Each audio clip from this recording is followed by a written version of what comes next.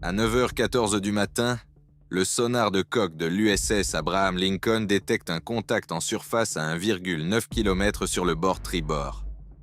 Pas en approche, pas en train de se rapprocher, en surface. Déjà là, déjà engagé, déjà en train de pointer 6 missiles contre le porte-avions le plus puissant du monde, depuis une distance si courte que toute l'architecture défensive d'un groupe aéronaval, ses couches de couverture radar, cette géométrie d'intercepteurs, cette doctrine d'engagement pensée pour des menaces qui approchent de loin, ne signifie presque plus rien. La formation dispose de 7 secondes de temps de vol des missiles.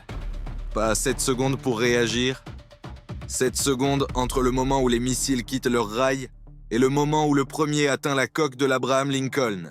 7 secondes pendant lesquelles le canon rapproché, dernière ligne de défense, seul système à bord capable d'engager un contact à 1,9 km, doit acquérir, traquer, tirer, se recycler, réacquérir, tirer à nouveau, et répéter cela 6 fois de suite contre 6 missiles volant simultanément depuis le même relèvement, à la même vitesse, vers la même coque. Le canon met 1,4 secondes entre chaque rafale. 6 missiles, 1,4 secondes chacun. Le calcul ne tombe pas juste. Et l'Iran le savait parfaitement quand ils ont construit l'attaque autour de cette contrainte. Le maître de première classe Marcus Webb savait que ce moment allait arriver depuis 7 jours. Pas approximativement, pas comme une éventualité. Il connaissait la position exacte du sous-marin à 3 mètres près, la fenêtre de surface exacte de 47 secondes, le nombre exact de missiles que la classe Ghadir embarque et la géométrie exacte que l'Iran avait calculée depuis 11 jours avant que les sonars actifs ne touchent le fond et ne changent tout. Il avait déposé son rapport dès le premier jour. Cette fois, contrairement à toutes les autres fois dans cette guerre, quelqu'un l'avait lu attentivement et avait agi. Le lieutenant commandé Hassan Oé avait reçu le rapport de Webb sur le cercle de silence à 11h23, le matin du premier jour, et l'avait regardé plus longtemps qu'il ne regardait la plupart des rapports. Une section du fond marin directement sous la route de patrouille de l'Abraham Lincoln, ne générant aucun bruit biologique ambiant. Un cercle de silence acoustique de 47 mètres de diamètre se déplaçant de 3 mètres par jour en corrélation parfaite avec la position projetée du porte-avions, ce n'était pas quelque chose que le système de classification automatisé avait signalé. C'était quelque chose que Webb avait trouvé en écoutant ce qui n'était pas là. Oé avait remonté l'information dans l'heure. L'investigation par sonar actif était autorisée à 14 heures. Cette décision sauva l'Abraham Lincoln de 3 impacts. Elle lui en coûta un. Le Ghadir était le plus petit sous-marin iranien. Assez petit pour rester immobile sur le fond marin et ne générer aucune signature acoustique passive. Aucun moteur en marche, aucune décharge de batterie, aucun cycle de ballast, aucun mouvement d'aucune sorte. Un cylindre d'acier reposant par 60 mètres de fond, ne produisant rien que les systèmes sonars passifs du monde entier puissent détecter. Il était posté directement sous la route de patrouille de l'Abraham Lincoln depuis 7 jours. Quand les pings du sonar actif l'atteignirent au 3e jour, l'équipage entendit le premier ping et comprit immédiatement ce que cela signifiait. Ils avaient été trouvés, pas confirmés, trouvés. La géométrie de l'attaque planifiée depuis 11 jours n'était plus disponible. La position parfaite à 800 mètres, le moment parfait lors de la fatigue maximale de l'équipage adverse, les 6 missiles à une portée où le temps de cycle du canon rendait la survie mathématiquement improbable, tout cela s'était évanoui à l'instant où ce ping était remonté du fond avec un écho légèrement trop solide, légèrement trop arrondi pour être géologique. Il fit résurface 4 jours trop tôt, à 1,9 km au lieu de 800 mètres. La mauvaise position, le mauvais moment, le seul moment qui leur restait. 7 secondes de temps de vol au lieu de 3, une chance au lieu d'aucune. À 9h14, les 6 missiles anti-navires quittent les rails de lancement du Ghadir en 2,1 secondes. Le canon rapproché de l'Abraham Lincoln acquiert le premier contact à 9h14 et 3 secondes. 3 secondes après l'apparition des missiles, le radar de conduite de tir localisant le contact de tête à 1,8 km et construisant une solution dans le temps d'un souffle. La première rafale part à 9h14 et 4 secondes. Les obus atteignent le point d'interception à 9h14 et 5 secondes et trouvent la cellule du premier missile à 1,4 km. La tête explose dans les airs. Un abattu. Le canon se recycle en 1,4 secondes. Deuxième rafale à 9h14 et 7 secondes. Deuxième missile détruit à 1,3 km. 2 abattus. Le canon se recycle. Troisième rafale à 9h14 et 9 secondes. Troisième missile détruit à 1,1 km. 3 abattus. Le canon se recycle. Quatrième rafale à 9h14 et 11 secondes. Le quatrième missile effectue une correction terminale de 0,8 degrés au moment précis où les obus arrivent. La rafale manque de 14 mètres. Le quatrième missile continue sa course à 800 mètres.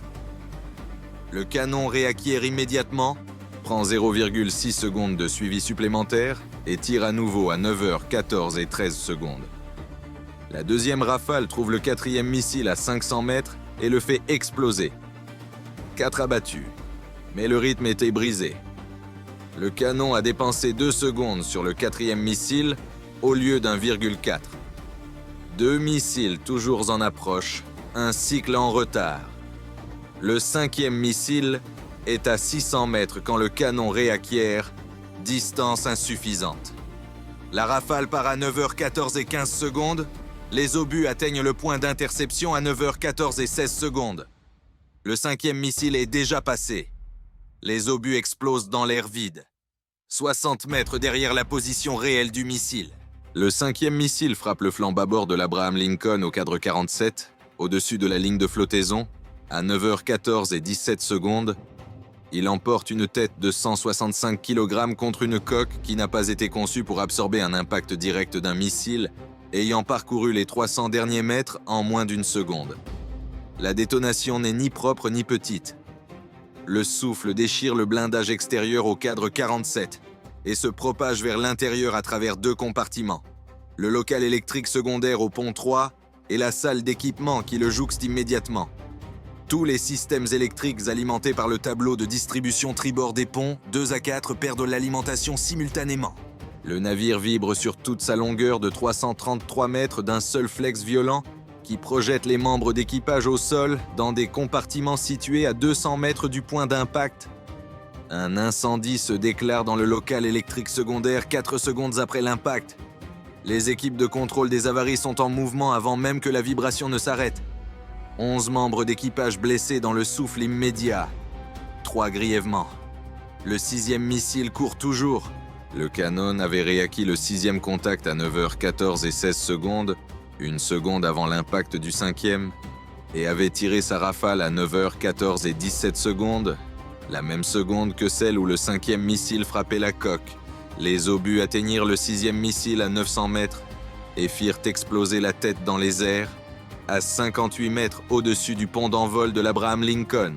L'onde de pression de la détonation aérienne atteignit le pont d'envol 0,04 secondes après la détonation, un mur d'air comprimé se déplaçant vers le bas. Au même moment, le navire vibrait encore de l'impact sur la coque en dessous. Tous les objets non fixés sur le pont d'envol se soulevèrent et se déplacèrent simultanément. 3 aéronefs subirent des dégâts de souffle.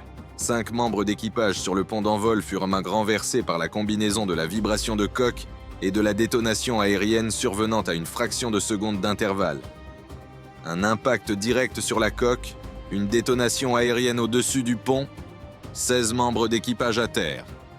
Incendie au pont 3, 2 compartiments fracturés, l'Abraham Lincoln avançant à 52 km/h, pleinement opérationnel. Et le Gadir était en surface depuis 31 secondes. Webb avait tenu la solution de ciblage pendant 7 jours. À l'instant où le contact en surface apparut sur le sonar de coque à 9h14, il l'a transmis à l'hélicoptère déjà en l'air en patrouille d'attente à 7 km au nord-est. Pas après le tir des missiles, pas après le premier impact. À l'instant où le contact apparut, parce qu'il savait que ce contact allait apparaître, qu'il savait exactement où, et qu'il tenait la solution prête depuis le 4e jour, quand Howe avait autorisé la mise en alerte de l'hélicoptère à la demande de Webb. 7 km à vitesse maximale au-dessus d'une mer ouverte, c'est 44 secondes. L'équipage du Gadir comptait ses secondes depuis le moment où il avait fait surface. 47 secondes en surface, c'était le profil de mission. C'était la fenêtre pour laquelle l'équipage s'était entraîné. La fenêtre que les réserves de batterie du sous-marin permettaient avant que la séquence de plongée ne doive commencer pour garantir une profondeur sûre avant qu'un actif en réponse ne puisse engager. Ils tirèrent à 9h14. Ils amorcèrent leur plongée à 9h14 et 47 secondes, exactement comme le profil l'exigeait, exactement comme Webb l'avait calculé à partir du document d'évaluation tactique qu'il avait étudié 8 mois plus tôt lors d'un déploiement qui semblait très loin de la mer d'Arabie ce matin-là. L'hélicoptère atteignit la position de surface à 9h14 et 58 secondes, 11 secondes après le début de la plongée. Le Gadir était à 18 mètres de profondeur et descendait. L'équipage poussait le bâtiment vers le bas avec tout ce que la batterie avait encore après 7 jours sur le fond, ce qui n'était pas grand-chose. Les réserves avaient été épuisées par les systèmes de démarrage à froid lors de la séquence de lancement et par la plongée frénétique que chaque membre de l'équipage à bord comprenait être la ligne entre survivre à cette mission et ne pas en revenir. 18 mètres, ce n'est pas assez profond. La première torpille entra dans l'eau à 9h15 et 2 secondes sur les coordonnées de ciblage de Webb, précise à 3 mètres près sur une position qu'il avait affinée pendant 7 jours et mise à jour en continu depuis le moment de la surface. Elle acquit la signature acoustique du Gadir en 1,9 secondes. Un sous-marin en plongée d'urgence après un démarrage à froid n'est pas un contact discret. L'équipage faisait tourner tous les systèmes à fond pour faire passer la coque sous la profondeur d'engagement. Et à fond sur une batterie épuisée, c'est bruyant d'une façon que 7 jours de silence sur le fond n'avaient pas été. La première torpille trouva la coque sous pression à 9h15 et 13 secondes. La deuxième suivit 8 secondes plus tard. Le Gadir qui avait reposé sur le fond pendant 7 jours avait disparu 79 secondes après avoir fait surface. Dans le centre d'information de combat, Howe regardait le rapport de dégâts se compiler. Un impact direct sur la coque. Incendie au pont 3, maîtrisé par les équipes de contrôle des avaries en 6 minutes et 44 secondes. 16 membres d'équipage blessés, 3 grièvement. Intégrité de la coque confirmée sur tous les compartiments. Voie d'eau dans le local électrique secondaire contrôlé et isolé en 9 minutes. L'Abraham Lincoln, pleinement opérationnel. Il resta un moment avec ces données, puis il prit le circuit vers le poste de Webb. Le rapport sur le cercle de silence, dit-il. Jour 1. Si nous étions restés en passif. Pas de sonar actif, pas de pings. Depuis quelle position le Gadir fait-il surface? Webb regarda son écran, puis la position originale qu'il avait calculée pour l'attaque sur la base de la trajectoire du cercle de silence sur 11 jours. Il regarda ensuite la chronologie d'engagement du canon rapproché contre 6 contacts simultanés à 800 mètres, 3 secondes de temps de vol, le canon se recyclant toutes les 1,4 secondes, la correction terminale du 4e missile qui avait coûté 2 secondes dans l'engagement d'aujourd'hui. À 800 mètres, il n'y a pas le temps de récupérer un retard de 2 secondes. Pas de deuxième rafale. Rien que l'impact.